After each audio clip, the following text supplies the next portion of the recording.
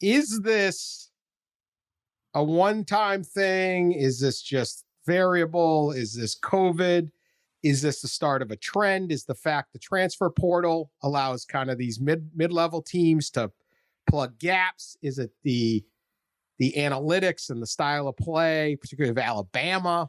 Or, and I want to throw this out there, is this the fallout in part from the FBI investigation, which neutered, at least for the time being, the power of shoe companies, namely Adidas and Nike, to stock certain teams with lots and lots of talent? Love that theory. And yes, I do think there is a correlation to a degree.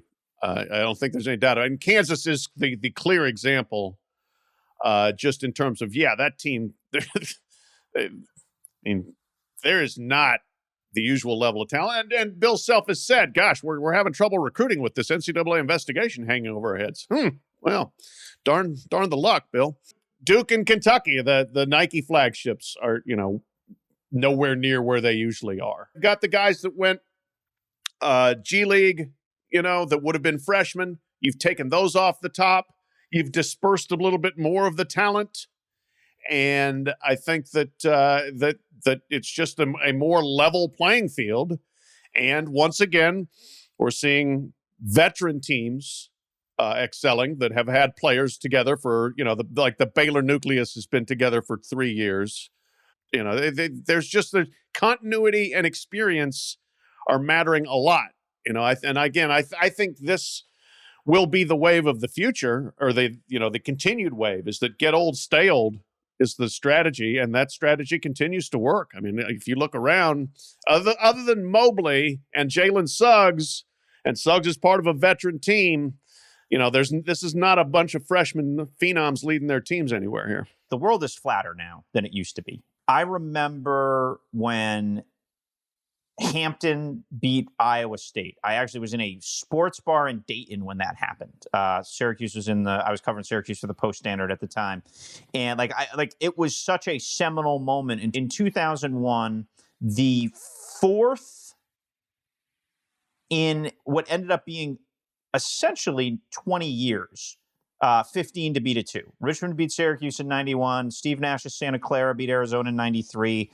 Fang Mitchell's Coppin State beat South Carolina 97-01. So those upsets were kind of moonshots in a way. They were wow, they were axis shifting. Now, they're still a very big deal.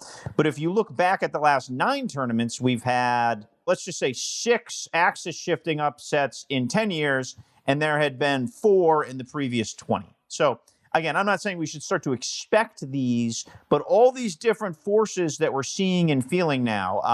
UMBC won because they had a kid named Jarris Lyles, who was a high major guy who transferred 4 times, and he was a really good player. And I remember calling some America East coaches that night about that upset because they'd obviously played UMBC. They're like, look, they had the best player on the floor.